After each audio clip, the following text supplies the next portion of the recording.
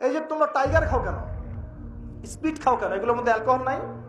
দিব্যি বাচ্চাদেরকে এগুলো খাওয়াচ্ছে অনেকে দেখা যায়। আপনারা কি পাগল হয়ে গেছেন নাকি? এগুলোর মধ্যে এমন ক্ষতিকর উপাদান আছে যেগুলো দিয়ে মানুষের কিডনি ড্যামেজ হয়ে যায়। দিব্যি রোজার মাসে রমজান রোজা খুলেই একেবারে সিগারেট হাতে নিয়ে একদম এগুলো খাওয়া শুরু করতো। এগুলোর মধ্যে মাদকদ্রব্য আছে। যে পানীয়র মধ্যে যার্রা পরিমাণ মাদকদ্রব্য থাকবে সেটাও মাদক, মনে রাখবেন। স্মোক করো, স্মোকটাকে অনেকে মাদক মনে করে না, তাই না? স্মোকিংটাকে অনেকে মাদক মনে করে না, মনে করে মাকরু মনে হয়।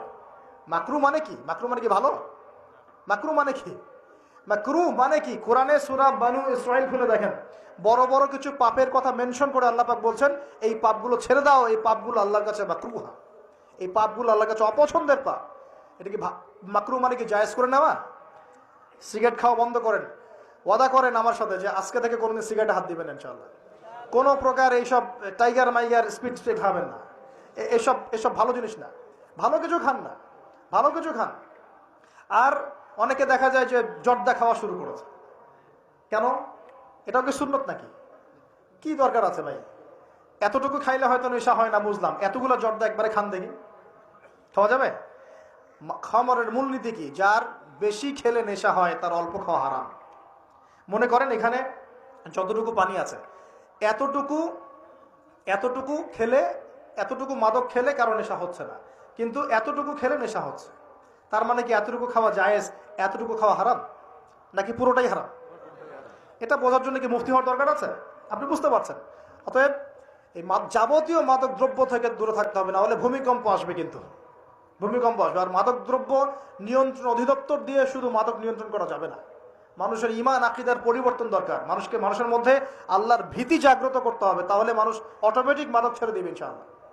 আমরা কি যুবক ভাইদের কাছে ওয়াদা নিতে পারি ইনশাআল্লাহ তাআলা জীবনেও কোনোদিন মাদক খাবো না, জীবনে কোনোদিনও মাদকের ধার কাছে যাবো না ইনশাআল্লাহ। আল্লাহ পাক সাক্ষী থাকুন, আল্লাহ কবুল করুন, আমিন।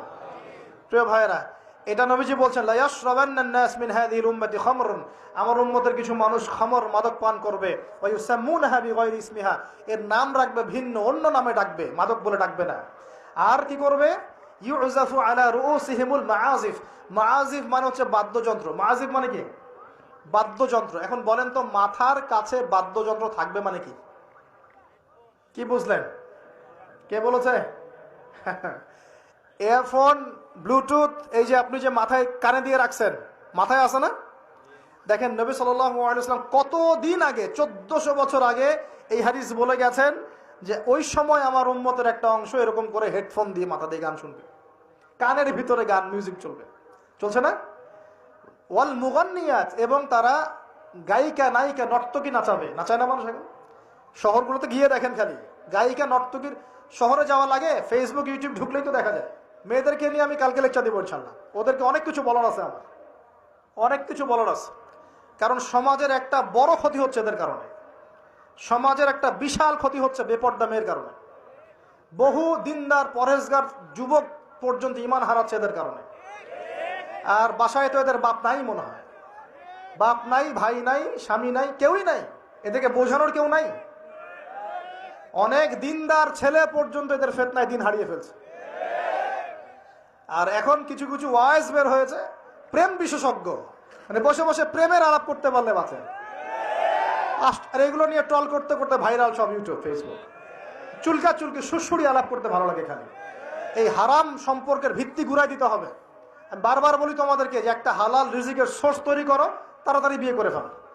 বিয়ে ছাড়া যৌন চাহিদা, লজ্জাস্থানের হেফাজত, এগুলো করার কোনো বিকল্প কোনো পথ নাই, বিকল্প কোনো পথ নাই। যে পথগুলো দেখা যায় এগুলো হতাশা আরো বাড়াই দিবে, এগুলো আপনাকে আরো জানোয়ার বানায় ফেলবে ভিতর থেকে।